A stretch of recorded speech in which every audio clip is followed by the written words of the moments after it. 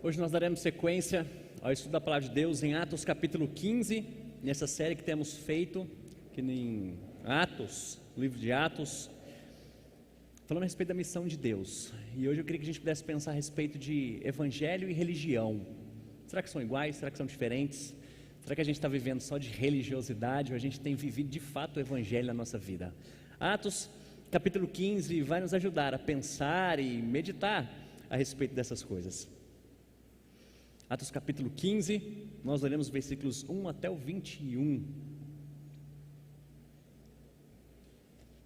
E diz assim a palavra do nosso Deus: Alguns homens desceram da Judéia para Antioquia e passaram a ensinar aos irmãos: se vocês não forem circuncidados conforme o costume ensinado por Moisés, não poderão ser salvos.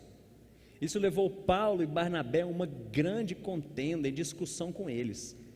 Assim, Paulo e Barnabé foram designados, junto com outros, para irem a Jerusalém e tratar dessa questão com os apóstolos e com os presbíteros. A igreja os enviou e, ao passarem pela Fenícia e por Samaria, contaram com os gentios tinham se convertido, como os gentios tinham se convertido. Essas notícias alegraram muito a todos os irmãos. Chegando a Jerusalém, foram bem recebidos pela igreja, pelos apóstolos e pelos presbíteros, a quem relataram tudo que Deus tinha feito por meio deles. Então se levantaram alguns do partido religioso dos fariseus, que haviam crido e disseram: é necessário circuncidá-los e exigir deles que obedeçam à lei de Moisés. Os apóstolos e os presbíteros se reuniram para considerar essa questão. Depois de muita discussão, Pedro levantou-se e dirigiu-se a eles: Irmãos, vocês sabem que há muito tempo Deus me escolheu dentre vocês para que os gentios ouvissem de meus lábios a mensagem do Evangelho e crescem. Deus, que conhece os corações, demonstrou que os aceitou, dando-lhes o Espírito Santo, como antes nos tinha concedido. Ele não fez distinção alguma entre nós e eles, visto que purificou os seus corações pela fé. Então, por que agora vocês estão querendo tentar a Deus, pondo sobre os discípulos um jugo que nem nós, nem nossos antepassados conseguiram suportar? De modo nenhum. Cremos que somos salvos pela graça do nosso Senhor Jesus, assim como eles também. Toda a assembleia ficou em silêncio enquanto ouvia Barnabé e Paulo falando de todos os sinais e maravilhas que por meio deles Deus fizera entre os gentios. Quando terminaram de falar, Tiago tomou a palavra e disse: Irmãos, ouçam-me. Simão nos expôs como Deus no princípio voltou-se para os gentios, a fim de reunir dentre as nações um povo para o seu nome. Concordam com isso as palavras dos profetas, conforme está escrito: depois disso voltarei e reconstruirei a tenda caída de Davi, reedificarei as suas ruínas e as restaurarei, para que o restante dos homens busque o Senhor, e todos os gentios sobre os quais tem sido invocado o meu nome, diz o Senhor, que faz essas coisas, conhecidas desde os tempos antigos. Portanto, julgo que não devemos pôr dificuldades aos gentios que estão se convertendo a Deus. Ao contrário, devemos escrever a eles, dizendo-lhes que se abstenham de comida contaminada pelos ídolos, da imoralidade sexual, da carne de animais estrangulados e do sangue, pois desde os tempos antigos Moisés é pregado em todas as cidades, sendo lido nas sinagogas todos os sábados. Vamos orar mais uma vez? Senhor Deus, obrigado por Tua palavra, obrigado pelo Evangelho de Jesus Cristo, obrigado porque a gente não vive mais sob o jugo da lei, mas vive sob o jugo de Cristo. Obrigado porque Cristo cumpriu toda a lei e hoje nós podemos viver uma vida de liberdade no Senhor, porque para nós era impossível cumprir essa lei, Cristo cumpriu, e hoje a gente pode viver segundo a graça, segundo a bondade do Senhor, segundo a alegria que Cristo nos proporciona. Pai, nos ajude a entender que nós não podemos viver de religiosidade, de ritos, nós precisamos viver Jesus Cristo. Nos ensine, Pai, nos ensine nesse momento. Nós oramos assim e fazemos isso no nome de Jesus. Amém. Estava vendo umas histórias de um pastor chamado Renato Vargens e algumas coisas muito pessoais que ele contou de quando ele estava pastoreando e viu alguns relatos de uns irmãos. Um desses relatos é de que um homem estava na sua casa mexendo com uma reforma e ele precisou sair às pressas para comprar uma peça lá muito próximo da casa dele. Ele saiu sem camisa e aí quando ele saiu, uma irmã da igreja olhou para ele e falou: que é isso, irmão? saindo sem camisa de casa, vai que Jesus volta, você vai ficar. Uma outra história, isso não é inventado, tá, gente? A história é real. De um outro irmão que só tomava banho de camisa e bermuda, porque se Jesus voltasse, ele não seria pego desprevenido. E uma última história que ele conta também é de um irmão que perguntou, falou: pastor, crente pode ir no estádio? Crente, cristão, pode ir no estádio ver jogo de futebol? E aquele irmão ficou muito contrariado, porque o irmão falou assim: meu irmão, se isso não for um ídolo no seu coração, né, não estiver impedindo, porque geralmente o jogo é domingo, ele falou: se isso não for um ídolo no seu coração, estiver impedindo qualquer outra coisa aí, você pode ir tranquilo. Aquele irmão ficou muito frustrado com isso, porque ele falou: como assim crente em estádio de futebol? E essas são só algumas histórias que narram para nós gente que talvez vive de religião ou religiosidade, e esqueceu que o Evangelho traz para nós liberdade, que a gente pode viver muito mais alegre e contente, muito acima de regras, muito acima de leis, que muitas vezes nem na Bíblia sequer estão. E a gente tem dificuldade com isso, porque nós sempre queremos impor regras, queremos impor limites. O ser humano vive disso. Você pode ver isso dentro da sua casa, por exemplo, quando a gente cria filhos, claro que todo filho precisa de regra, e quando ele desobedece, a gente sabe que tem consequência. A gente vive numa sociedade assim, só que talvez a gente ensine os nossos filhos, a nossa esposa, a gente trata os nossos pais dessa mesma forma, como se houvesse apenas lei, que se eles descumprem, punição, mas se eles cumprem, está tudo certo. E a gente trata Deus muitas vezes dessa maneira, de que se eu vivo a lei, se eu vivo naquela forma, naquela regrazinha de maneira correta, Deus vai olhar para mim e falar: bom filho. Mas se eu erro, eu só posso esperar um Deus zangado, um Deus contrariado, um Deus que vai me punir, porque afinal de contas, eu vivo de religião e não do Evangelho. Mas então esse texto que Lucas nos narra aqui, desse encontro, de algo que houve aqui entre as igrejas, algo grande entre os discípulos, os apóstolos, presbíteros da igreja, que envolveu a igreja de Jerusalém e outras igrejas de cidades menores também, mas mostra como que a gente pode viver baseado no Evangelho, não simplesmente seguindo regras, seguindo leis. E só para a gente entender um pouquinho melhor aqui, o que Atos 15, nos mostra, aponta a centralidade do Evangelho como elemento chave para a nossa vida, e como que nós podemos aplicar isso hoje, para a nossa vida pessoal, centralidade do Evangelho. Mas só para nós entendermos alguns capítulos anteriores aqui, Paulo e Barnabé estavam numa cidade chamada Antioquia da Psídia, e eles lá expuseram o Evangelho. O que é o Evangelho? E eles apontam claramente para Jesus Cristo. O Evangelho, se você tem dúvida do que é o Evangelho, olha para Jesus, porque Paulo vai falar, ele é o cumprimento de toda a profecia do Antigo Testamento, tudo aquilo que foi falado a respeito desse Salvador, desse Mestre, desse Redentor, desse Rei, foi cumprido em Jesus Cristo. Só que esse discurso não agradou muita gente, muitos judeus não creram nessa palavra, então eles passaram a pregar para os gentios. Daqui a pouco eu vou explicar para vocês melhor o que era um judeu, mas um gentio é gente que não fazia parte de um povo descendente, sangue de Abraão, certo? Era de um povo diferente, de uma descendência diferente, esse era o gentio. Então eles param de pregar para os judeus, se voltam para os gentios, só que o judeu também não gosta disso, e eles levantam esses gentios contra os apóstolos, contra Paulo e Barnabé. Eles são expulsos dessa cidade, eles chegam numa outra cidade, eles vão de lá para uma cidade chamada Icônio, e aí eles precisam ter muita coragem para pregar o Evangelho, porque lá também tinha judeu que não gostava dessa história, de que havia um Cristo, um Redentor, que eles precisavam agora simplesmente viver pelo Evangelho, e não seguindo simplesmente rituais ou leis. Eles também levantam homens ali, parte para cima dos soldados, dos apóstolos, apóstolo Paulo, Barnabé também, e ali Paulo é apedrejado, porque um momento antes, vocês vão se lembrar da história de que Paulo olha para um homem que era paralítico e fala: levanta e anda, e as pessoas olhavam para ele e falavam: são os deuses desceram aqui para o nosso meio, e dão nomes de Deus para ele, falam: vocês estão aqui. Paulo e Barnabé falam: para com isso, nós somos homens como vocês, quero apontar para vocês para esse Deus, o Deus Criador, é esse que vocês têm que adorar e não a nós. Pouquinho tempo depois, olha que eles estavam sendo adorados como deuses, um pouquinho tempo depois, esses homens se levantam e falam: vocês são deuses? Não? Então você vai ver agora a história, pegam em pedras, apedrejam Paulo, e ele é dado como morto. No outro dia, eles se levantam, se reúnem, vão para outra cidade. O que eles fazem? Pregam o Evangelho, mas são expulsos de novo. E agora sim, eles chegam nessa cidade aqui que nós vimos no capítulo 15, eles descem, o capítulo 14 termina para nós falando onde eles chegaram, que eles estão de volta a Antioquia, mas nós estamos falando agora de uma capital, não era mais a Antioquia da Psídia.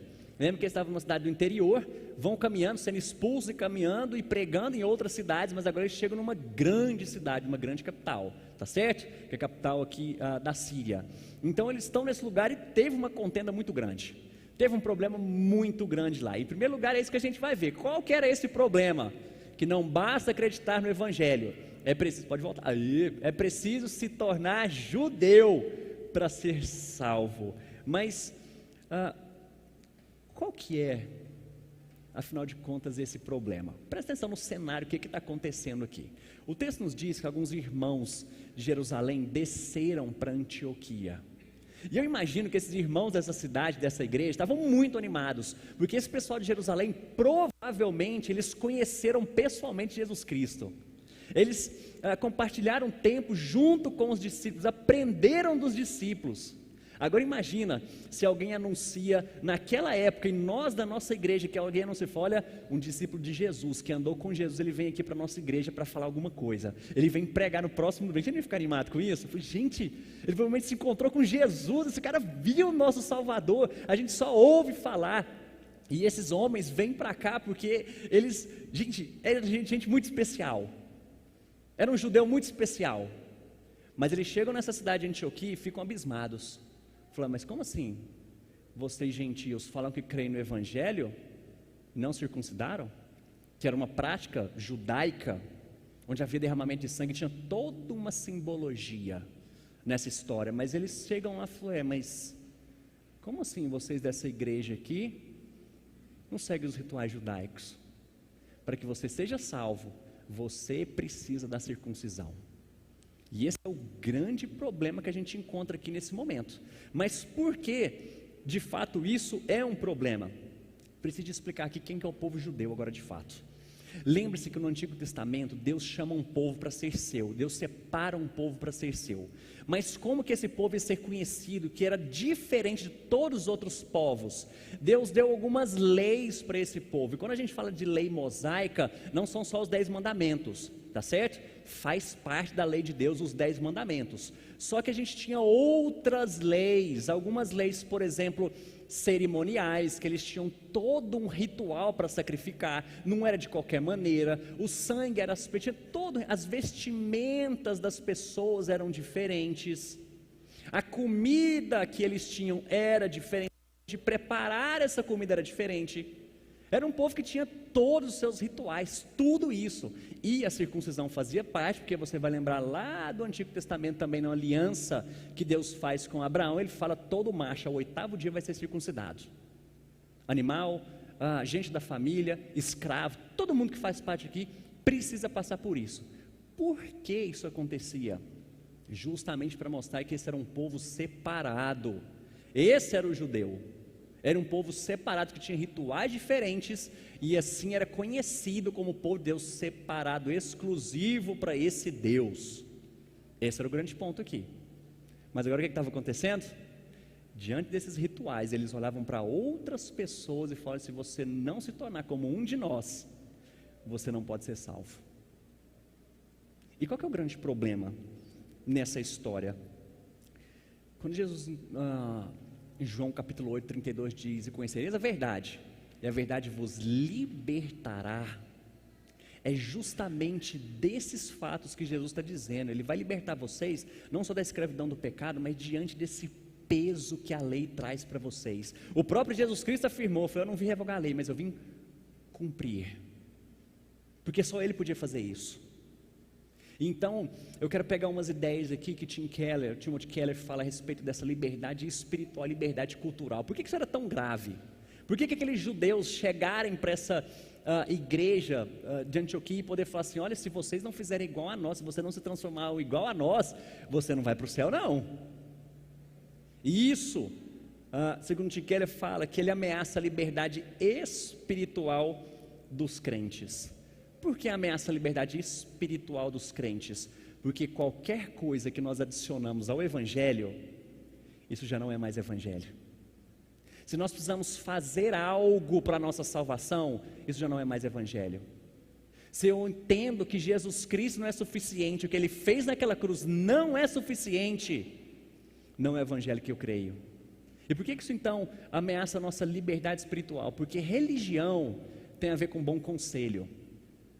É a maneira como você tem que viver, é a maneira como você tem que tratar o próximo, é a maneira como você tem que ser, talvez é a maneira como você tem que se vestir. Mas o evangelho não é isso, ele não é um bom conselho, ele é uma boa notícia de que não há nada que você faça, não existe nada em você que faz com que Deus olhe para você de maneira diferente e fale: esse aqui merece a salvação. Porque se for bom conselho, eu posso falar isso para você: olha, trate bem nas pessoas da sua casa, seja exemplo nessa cidade. Ótimo. Mas de que maneira que Deus vai olhar para você e falar assim: merece a salvação? Agora, a boa notícia é de que nenhum de nós poderia cumprir essa lei, nenhum. E se você acha que está pensando, mas os 10 mandamentos eu consigo. No Antigo Testamento a gente vai ter mais de 300 leis, tanto cerimoniais, de culto, de vestimenta, leis para o povo. Consegue? E essa boa notícia é de que Jesus cumpriu, porque Ele é perfeito.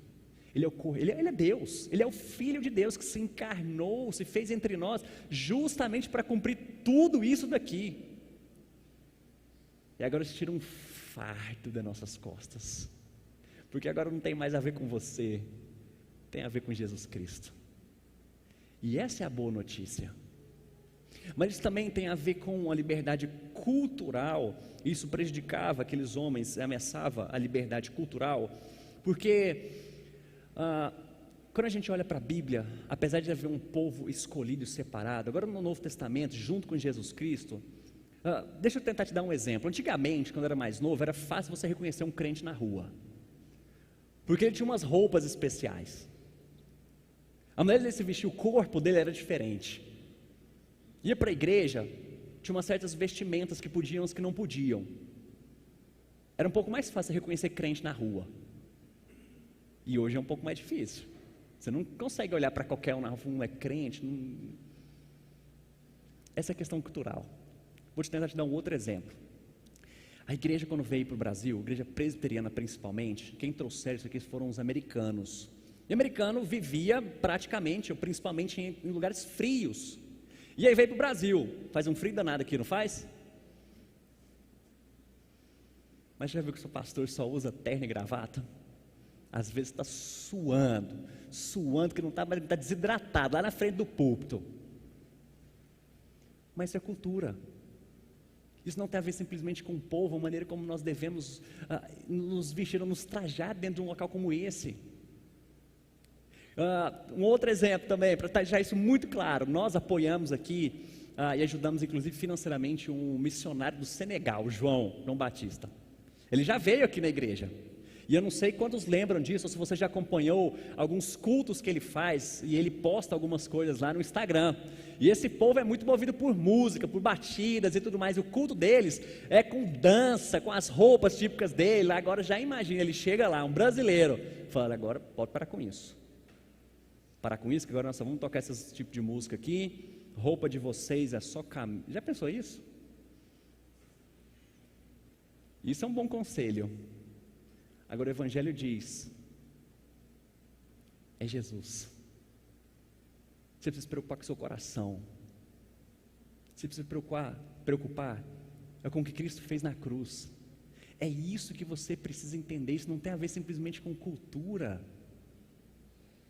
Quando Deus salva um africano, eles vão adorar da maneira como eles são aculturados. Quando Ele salva um brasileiro, e olha só, por que a gente tem cultos de maneiras tão diferentes no nosso país? Porque mesmo aqui dentro do nosso país, nós temos culturas diferentes. E muitas vezes nós queremos colocar simplesmente todo mundo no mesmo esquema, e acha que esse é o ponto em que o Evangelho é pregado ou não. O Evangelho tem a ver com isso. Mas eu quero só fazer um parênteses aqui nesse ponto, em relação à nossa cultura, porque não existe exclusivismo, né? Não é simplesmente cristianismo, talvez seja o imperialismo cultural, que a gente quer moldar todas as igrejas da mesma forma, e a gente acha que talvez aquela outra igreja é menos fiel ou menos crente que a nossa, porque eles não se parecem conosco. Ou talvez as pessoas olham para nós e falam assim, aquele pessoal lá não canta hino, está enrolado. Isso é cultura. E muitas vezes a gente está tão preocupado com isso, que esquece do Evangelho.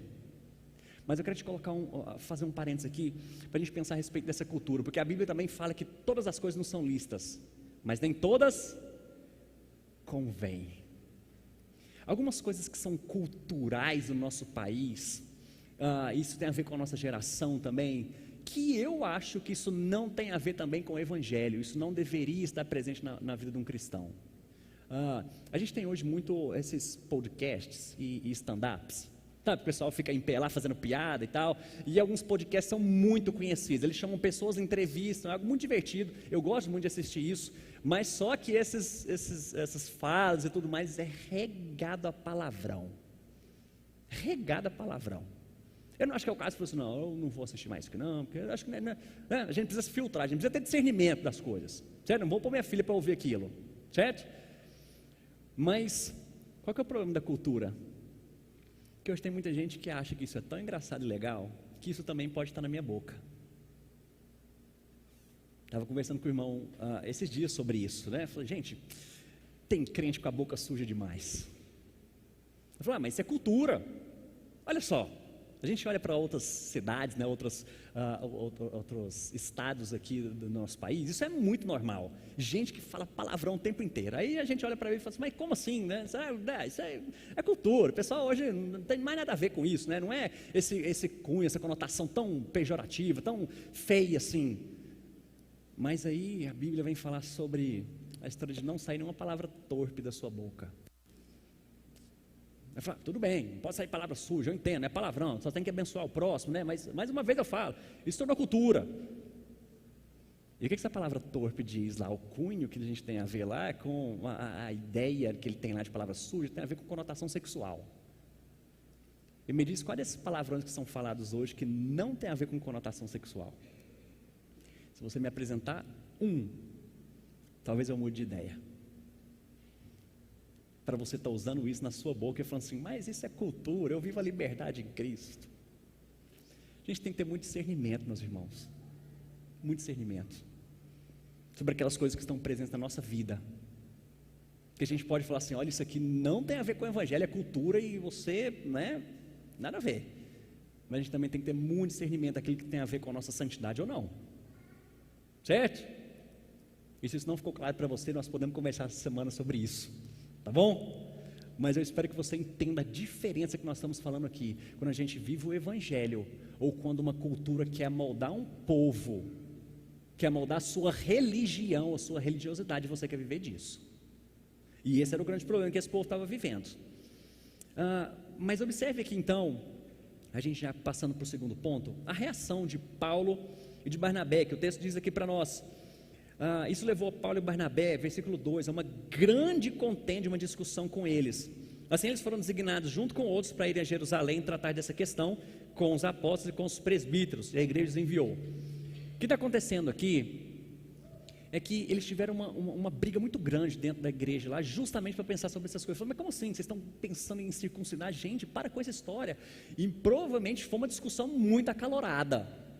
Significa para nós que a igreja não precisa viver simplesmente de pacifismo. Está acontecendo coisa errada, isso precisa ser discutido. Está certo? Está acontecendo coisas erradas na vida da igreja, no Evangelho, na maneira como nós lidamos, como nós nos portamos, e isso precisa ser conversado. Isso precisa ser tratado. É diferente de pacifismo no sentido de que, não, deixa para lá, né? Não vamos incomodar ninguém, não. Olha só o que aconteceu com essa igreja. Isso aqui serve de modelo para nós como igreja também, porque eles foram separados para ir agora a Jerusalém. De Jerusalém, eles se reuniram com os apóstolos, com os presbíteros, com a igreja, discutiram sobre isso, e o texto nos fala que depois eles foram enviados de novo às igrejas para trazer a resolução. Isso é como nós adotamos o modelo presbiteriano. Tem algum problema? A gente manda isso para o presbitério. O presbitério não está resolvendo? Vamos mandar para o Sínodo, para o Nacional, para a IPB, que é nosso Supremo Concílio. Essa é a história. Tudo que reúne, inclusive esse ano, tem reunião do Supremo Concílio. Todas as decisões que são ditas lá nos nossos representantes, isso baixa e desce para todas as igrejas. É a maneira como nós vemos biblicamente acontecendo aqui. Mas esse não é a questão que eu quero levantar e que o texto nos levanta. Mas o ponto é, qual que era a questão? É a discussão entre lei e evangelho. Como que nós lidamos aqui? Agora me diz uma coisa, a lei não foi dada por Deus? Não foi Deus que deu a lei? Isso não está registrado no Antigo Testamento? Mas o evangelho também não tem a ver com Deus? Não foi Deus que deu o evangelho, Jesus Cristo, a salvação? Como que a gente lida com isso agora? Se o problema tem a ver com lei, e essa questão da circuncisão foi dada por Deus ao povo judeu, agora por que está tendo essa discussão? Qual que é o problema que está sendo gerado aqui, de fato? Qual que é a questão que está em jogo aqui para nós? E aí nós podemos ver 3 discursos que nos ensinam a respeito disso. O primeiro deles é o discurso de Pedro. E qual que é o resumo? Nós somos salvos pela graça. E é muito interessante essa palavra de Pedro aqui, porque eles contam qual que era o problema, se reuniram, e diz aqui, depois de muita discussão, Pedro levantou-se e dirigiu a eles: irmãos, vocês sabem que há muito tempo Deus me escolheu dentre vocês para que os gentios ouvissem meus lábios a mensagem do evangelho e crescem. Deus, que conhece os corações, demonstrou que os aceitou. A questão aqui é coração, e não é simplesmente a maneira como se porta, não é o exterior. Dando-lhes o Espírito Santo como antes nos tinha concedido. Ele não fez distinção alguma entre nós e eles, visto que purificou os seus corações pela fé. Então o que vocês estão querendo fazer colocando esse jugo que nenhum de nós, nem os nossos pais conseguiram suportar? Versículo 11 ele diz: cremos que somos salvos pela graça de nosso Senhor Jesus Cristo, assim como eles também. O que é o curioso dessa história aqui? Porque tem 2 fatos na vida de Pedro, para a gente olhar para o discurso dele. Eu fico imaginando Paulo vendo e ouvindo esse discurso, com os braços cruzados, assim: aham, Pedro, ei, Pedrão. 2 coisas que aconteceram aqui. Capítulo 10 mostra para nós uma visão que um homem teve, chamado Cornélio, dizendo assim, era Deus aparecendo para ele, falando para ele, olha, tem uma cidade aqui ao lado, em tal rua, em tal casa, vai lá porque tem um homem chamado Pedro, manda buscar ele que ele tem alguma coisa para falar para você. Então Cornélio manda fazer isso. E quando esse correspondente estava chegando lá, Pedro teve uma visão de um lençol descendo dos céus, e nas 4 pontas que desciam isso daí, eles se tornaram em animais. Pedro judeu, certo? Desce e viram animais que segundo a sua lei eram impuros, e Deus manda para ele: Pedro, come isso daí. Ele vai ser de jeito nenhum, isso em sonho, tá? Ele falou: Deus, de jeito nenhum, não vou comer isso não, porque é animal impuro, e pela lei eu não posso. Deus fala para ele a segunda vez: Pedro, come isso daí, porque o que eu santifiquei, você não tem um porquê não comer. Não foi eu que criei? E se eu que criei, e eu santifiquei, come. Pedro, segunda vez, fala: não, Senhor, não posso comer, isso é impuro. E mais uma vez Deus fala: Pedro, foi eu que criei esses animais, isso é meu, coma. Então Pedro desperta, chega o correspondente, chama Pedro e fala: tem um homem lá chamado Cornélio, Deus apareceu para ele, vai lá. Pedro vai então, seguindo lá, chega nessa cidade, encontra Cornélio, e aí Cornélio conta essa história, fala: olha, Deus apareceu aqui para mim e tudo mais, e Cornélio era um gentio, Pedro judeu, e judeu não podia se assentar na mesma mesa que um gentio, ele seria considerado como impuro, porque o gentio era um povo impuro. E agora Pedro assentado, comendo com um gentio chamado Cornélio, e Pedro fala: entendi tudo, agora eu sei, Senhor, o que tem a ver com essa história, porque o Senhor não veio só chamar judeus, mas o Senhor veio chamar um outro povo, que é muito maior do que simplesmente descendência sanguínea, tem a ver com a descendência de Jesus Cristo. Ele prega para aquele homem, Cornélio e toda a sua família são convertidos ao Senhor, batizados, e agora a igreja junta como judeus e gentios, juntos numa mesma mesa. Você consegue entender isso? Compreender essa história cultural de um povo que não podia talvez nem chegar perto de um gentio. Agora Pedro sentado comendo com gentios. Mas vem uma outra história, eu falei para vocês que são 2. Vem uma outra história aqui, que é narrada para nós um pouco mais para frente, em Atos, um pouco mais para frente, em que Paulo chega numa cidade, e quem estava lá? Pedro. E o texto diz que Pedro comia com os gentios, porém chegou uma leva de judeus, e Pedro se afastou dessas pessoas, com medo do que os judeus iam falar. E aí Pedro começou a dizer: gentios, se vocês querem ser como nós judeus, vocês precisam circuncidar. E aí Paulo fica muito irado com essa história. Ele fez: está de brincadeira, Pedro? Eu que sou apóstolo dos gentios, fui chamado a pregar aos gentios, e você agora quer colocar essa carga sobre esses homens? Nem você, Pedro, vive como judeu, nem você vive frequentando sinagoga, nem você se separa com esses alimentos, nem você tem essas roupas, agora você quer colocar isso aí? E Paulo dá uma bronca muito severa em Pedro. Agora volta para a nossa cena. Quem que está falando sobre essa história aqui? Eu vou repetir para você. Depois de muita discussão, Pedro levantou-se e dirigiu a eles: irmãos, vocês sabem que há muito tempo Deus me escolheu dentre vocês para que os gentios ouvissem dos meus lábios a mensagem do evangelho e crescem.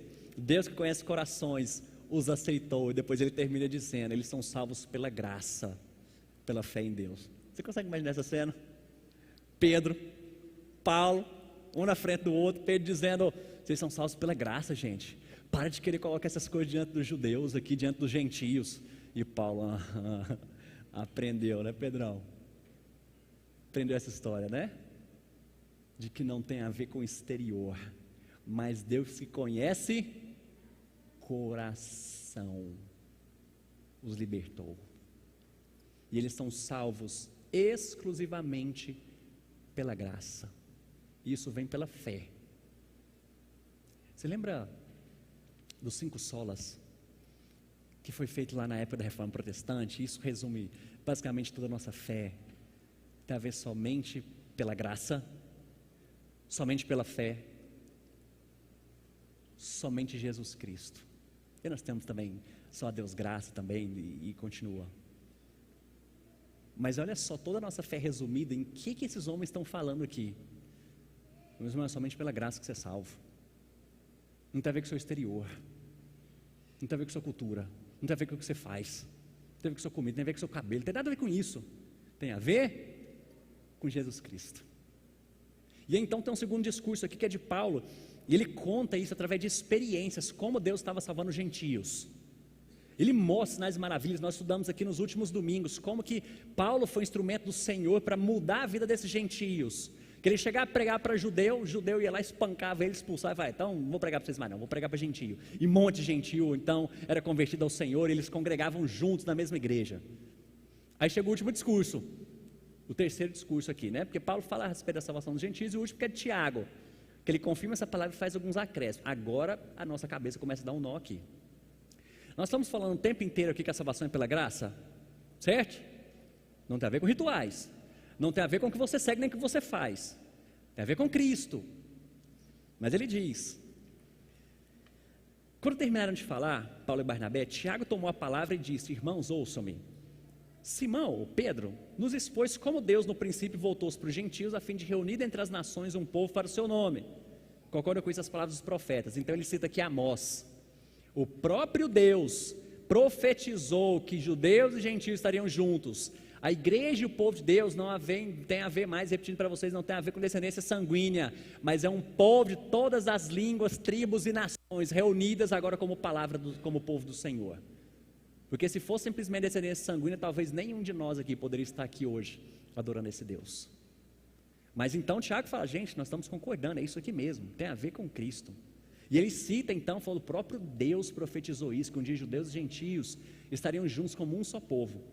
Mas ele termina dizendo: portanto, julgo que não devemos pôr dificuldades aos gentios, ao contrário, devemos escrever a eles, dizendo-lhes que olha só, nós não estamos falando que salvação é pela graça.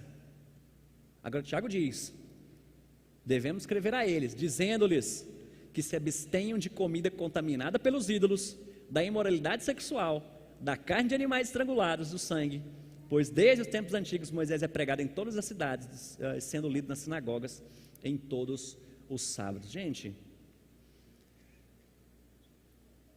que história é essa aqui? Eles não estão conversando sobre salvação pela graça? Mas agora por que Tiago vem colocar algumas coisas a respeito da lei? De não comerem animais sufocados, que eles não podiam, de imoralidade sexual, isso aqui não tem a ver com lei? Como é que a gente fica e lida com isso aqui então? Perceba uma coisa, a nossa salvação tem simplesmente a ver com Jesus Cristo, nada mais. Não tem a ver com dízimo, não tem a ver com oferta, não tem a ver com promessa, não tem a ver com você se dirigir para uma cidade próxima aqui e ir de joelho, ou de que você for dias na estrada aqui para que você seja reconhecido. Não tem nada a ver com isso. A nossa salvação tem simplesmente a ver com Jesus Cristo, certo? Somente por Ele é que nós podemos ter essa esperança de salvação. Eu estou falando o tempo inteiro aqui, talvez você está pensando, gente, mas salvo de quê? Por que esse homem está falando que eu sou salvo? Salvo da perdição eterna, por causa dos nossos pecados, certo? Porque o salário do pecado, a consequência do pecado, Deus já falou isso, é a morte eterna, é a separação eterna de Deus. Mas agora, através do Evangelho de Jesus Cristo, que foi prometido lá no Antigo Testamento e cumprido nele, agora nós temos esperança de poder sermos reconciliados com Deus, de a gente poder estar aqui nessa noite e ser aceito diante dele.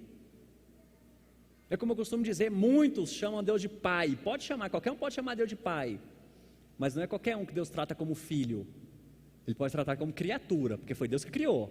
Agora como filho, somente aqueles que reconhecem Jesus como seu Senhor e Salvador, e é somente por Ele. Mas agora por que esse Tiago está falando de coisa a respeito de lei?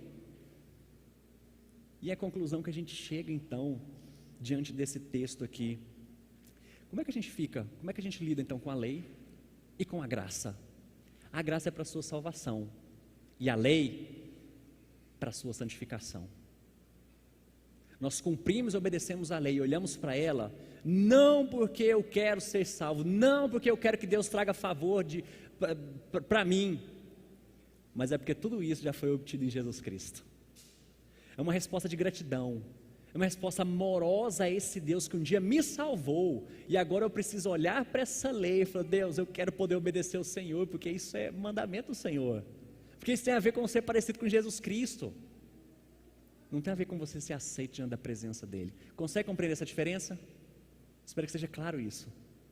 Para que serve essa lei? Para que Tiago está falando isso aqui? Falando, meus irmãos, vocês já foram salvos pela graça, isso é mediante a fé, você precisa crer em Jesus como seu Senhor e Salvador, mas essa lei agora existe para te ajudar no caminho. Quando a gente olha principalmente para o Salmo 119, é o tempo inteiro o salmista dizendo, guarde no coração as tuas palavras, para quê? Para não pecar contra ti. De que forma pode o jovem guardar puro o seu caminho? Guardando os seus mandamentos. A gente agora tem que descartar todos esses mandamentos, descartar toda a lei de Deus, de Moisés? De forma nenhuma. Tem alguns que ficaram para lá, certo? A gente não sacrifica mais animais, você não precisa circuncidar, porque isso foi trocado agora pelo batismo, você precisa só se batizar. Você não precisa ter vestimenta, a gente não precisa ter um ritual para entrar aqui. Não precisa disso. Mas existem coisas que permanecem. E para aquele povo, Tiago está dizendo que eu quero trazer luz para você. Por que ele fala aqui? Para que eles se abstenham de comida contaminada pelos ídolos.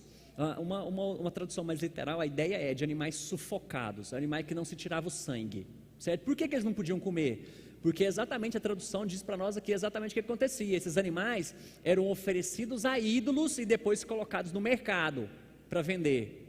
Então ele está falando, é melhor vocês não comerem isso, tá bom? Porque isso aqui foi oferecido a ídolos. Mas só mais um parênteses aqui, Paulo lá na frente vai falar assim, gente, não foi Deus que criou essas comidas? Se você está com fome, está morrendo de fome, você chega no mercado, e aí uma comida foi sacrificada ao ídolo, você não vai comer, vai morrer de fome? Eu falei, irmão, você pega, dá graças ao Senhor, fala, Deus, obrigado porque foi o Senhor que deu, e come.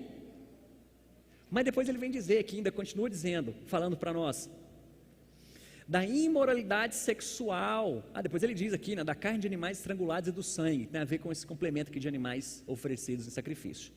Mas ele fala aqui da imoralidade sexual. Por que acontecia que distinguia um judeu de um gentio naquela época, um gentio não cristão, tá? Nós estamos falando aqui de um não cristão, porque o judeu, mesmo que ele não cresça em Jesus, ele tinha alguns parâmetros morais, agora um gentio não, era carnaval, era a ideia que o gentio, que Tiago está falando aqui, porque eles se deitavam com tudo e com todos, porque num templo gentio, pagão, idólatra, existiam lá rituais com prostitutas cultuais, eram mulheres, eles achavam que cultuavam aos deuses, se entregando e se deitando com tudo e com todos.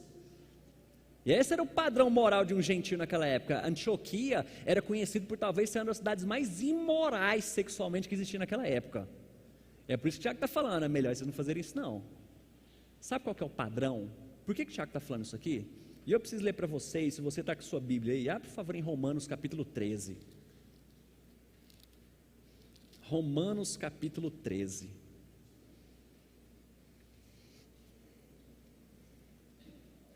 Versículos 8 a 10. Romanos 13, 8 a 10 diz assim: não devam nada a ninguém, a não ser o amor de uns pelos outros, pois aquele que ama o seu próximo tem cumprido a lei. Pois estes mandamentos, não adulterarás, não matarás, não furtarás, não cobiçarás, e qualquer outro mandamento, todos se resumem nesse preceito: ame o seu próximo como a ti mesmo. O amor não pratica o mal contra o próximo, portanto, o amor é o cumprimento da lei. Como é que a gente lida com a lei então? Porque eu sei que eu sou salvo por Jesus Cristo, e eu espero que essa parte tenha ficado clara. Agora, como que eu lido com a lei? Eu falei, gente, mas quais são essas leis? Jesus já resumiu para você, e Paulo está só relembrando isso daqui. Ame ao Senhor acima de todas as coisas, e ame ao próximo como a ti mesmo. Só isso que você precisa para a sua santificação, para o seu crescimento. É isso que Deus exige de você, não para a sua salvação, mais uma vez vai ficar claro, mas é para a sua santificação, para a sua caminhada. Deus não te deixou sem rumo. Eu falei, tudo bem, eu creio em Jesus, e agora, como é que eu faço? Ame o próximo e ama a Deus acima de todas as coisas. É isso que você precisa fazer, porque esses princípios, veja que a lei que ele está dizendo aqui, os 10 mandamentos, não matarás, não adulterarás, não furtarás, tudo isso tem a ver com amor ao próximo, e fazendo isso, você vai cumprir toda a lei. Ame ao Senhor acima de todas as coisas, acima do seu dinheiro, acima do poder que você tem exercido, acima da sua família, acima da sua carne, das suas satisfações.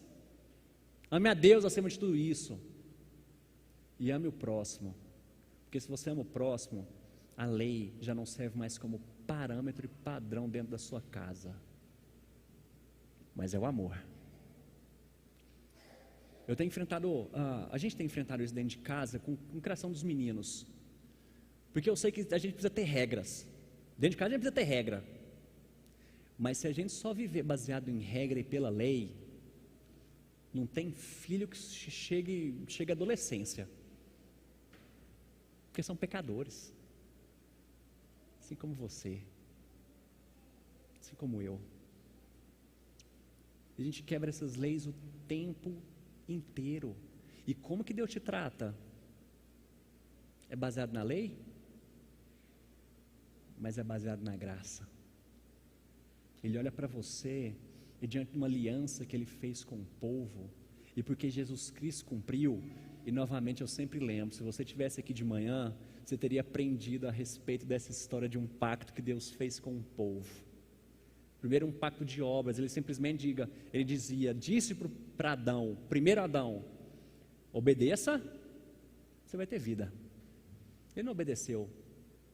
Agora veio o segundo Adão, que é Jesus Cristo, toda essa lei se cumpriu nele. Agora ele diz, creiam e vocês serão salvos, porque Cristo já cumpriu. Mas agora, concluindo isso daí, algumas aplicações para nós, pega essa conclusão. O veredito é, a salvação é pela graça, e a lei que nós seguimos pode apresentar dois problemas aí de extremos, um é legalismo e outro é relativismo. Se a gente vive baseado na lei, simplesmente na lei, você vira um legalista, certo? Você vai achar que você precisa tomar banho de bermuda, porque se Jesus voltar, você não vai para o céu. Você é legalista. Você acha que eu evito dar esses exemplos assim, né? Porque às vezes pode acabar mal, mas vou tentar agir com muita sabedoria aqui para falar de você que é legalista. Acha que simplesmente é lei que vai fazer sua casa ficar boa. Lembra que eu disse, a gente tem regra, a gente tem parâmetro, tem que ter, mas a gente precisa agir com misericórdia, assim como Deus agiu com você. História de legalismo, de achar que tem igreja que é melhor, que não é, que eu preciso seguir leis, que eu preciso seguir regras. Lembre-se, a gente precisa seguir regras mesmo, porque isso tem a ver com a nossa boa convivência, tem a ver com amor, tem a ver com amor a Deus. Mas também, o outro extremo que a gente tem que evitar é desse relativismo, de achar que a lei de Deus não serve para nada, que agora você vai viver da maneira como você quer, que você simplesmente creu e acabou. É o que Bonhoeffer vai sempre falar a respeito da graça barata, essa graça sem arrependimento, que você chega aqui simplesmente para cumprir um ritual, e sai daqui e fala, opa, já cumpri a cota da semana, agora estou bem com Deus, e pode fazer o que você quiser. Isso não é evangelho, isso é relativizar a palavra de Deus, isso é desprezar toda a palavra de Deus. Lembra, só um exemplo aqui que Tiago deu, que serve para nós a respeito da imoralidade sexual. Não adianta e acha que é só você falar que eu creio no evangelho, mas durante a semana, antigamente falava muito isso, minha mãe falava isso muito para mim, falava, não confunda liberdade com libertinagem. Eu falei, mas de novo essa história, né? E hoje sou eu falando, não confunda liberdade com libertinagem, porque a gente viveu o evangelho, isso nos traz liberdade dessa lei. Não tem a ver mais com rituais, não tem a ver mais com aquilo que você comprou, não. Jesus já te aceitou. Mas agora essa lei serve para nos conduzir em santidade e crescimento ao Senhor. Esse é o evangelho. É a melhor parte, a boa notícia, é porque você sozinho não consegue. Você sozinho não vai conseguir. Mas esse mesmo Cristo que morreu na cruz por você, é Ele que te capacita. É o Espírito Santo desse Deus que habita em você, que te fortalece a cumprir tudo isso. Vive pela graça. Quero aplicar isso daí. O que a gente tem que fazer? Se revista da lei, Gilmar, passa, gentileza. Obrigado. Vista-se da lei e viva pela graça. Como assim vista-se da lei? Lembre-se, e eu espero que tenha ficado claro, você vive pela graça, mas se vista dessa lei para se santificar, santifica o seu casamento, santifica os seus filhos, santifica o seu olhar, santifica a sua boca, santifica os seus ouvidos. Por que você faz isso? Já ficou muito claro, não é porque Deus vai te aceitar, mas porque você já foi aceito, agora você vive para o Senhor. E por fim, cuidado com seus julgamentos, cuidado com esse orgulho espiritual, achando que você é mais santo e crente do que os outros. Muito cuidado com isso, porque isso é legalismo. E quanto mais você conhece a Deus, mais você entende que você precisa dessa graça, dessa misericórdia, ao invés de ficar de olhando para os outros. E aí Jesus vai falar para você, tira a trave do teu olho, tira a trave do teu olho, antes de querer tirar o cisquinho do olho do outro. Jesus não está falando simplesmente contra o julgamento, tá bom? Não é que essa história fala, quem é Deus, quem é você para me julgar? Só Deus pode me julgar. Tem a ver com isso não, tá? O texto simplesmente está te impedindo de ser um hipócrita, de olhar para outra pessoa e achar que você pode falar mal dela, porque você se acha melhor do que ela. E geralmente a gente fala mal de pessoas porque a gente acha isso. Quando você abre sua boca para falar mal de alguém, porque você acha que você é melhor que ele, como se você não fosse um pecador miserável, que necessita da graça de Deus. Olha só como isso é prático para nós. Vai viver o Evangelho. Vai viver o Evangelho. Uma última história para a gente encerrar. Uma pessoa que se tornou membro recentemente da nossa igreja aqui, foi batizada. Numa das reuniões que a gente estava tendo aqui, de ser membro, ela perguntou assim, mas uma pessoa com tatuagem, ela pode ser crente, pode se tornar membro dessa igreja? Aí eu falei, aí eu levantei a minha, sempre que eu tenho tatuagem também, né? Aí eu mostrei a minha e falei, não sei, brincando, né? Aí ele falou, não, agora eu estou aliviado. O Evangelho não tem a ver com isso, gente. O Evangelho tem a ver com Jesus Cristo. Viva para Ele. Vive para Ele. Me permita o último parênteses aqui, tá? Você não vai chegar agora em casa para o seu esposo, sua esposa, seu pai, para sua mãe e falar, tá vendo? O pastor agora falou que eu posso virar o gibi. Tá vendo? Não é isso não, tá? Tenha equilíbrio em todas as coisas, sabedoria em todas as coisas, tá bom? Mas eu quero passar para vocês que o evangelho não tem a ver com o exterior, não. Uma vez, e eu vou só contar a história, que vou alongar nessa história, eu vou acabar aqui já. História real também. Uma vez um pastor, 2 exemplos de um pastor que não pôde pregar numa igreja porque ele não estava de gravata. E outra, porque ele estava cabeludo e barbudo. Eu pastorei junto com esse outro pastor. Ele estava barbudo, tinha um cabelo grande na época, chegou lá para pregar, as pessoas não conheciam, né, fisicamente ele presencialmente. Ele chegou a pregar, o povo já olhou meio assim, tá falando, eu sou o pastor que vim pregar. Falei, aqui nesse púlpito você não sobe. E não pregou. Isso tem a ver com o evangelho não, gente. Vive o Senhor Jesus Cristo. Vive o Senhor Jesus Cristo. Vamos cantar, peço Deus.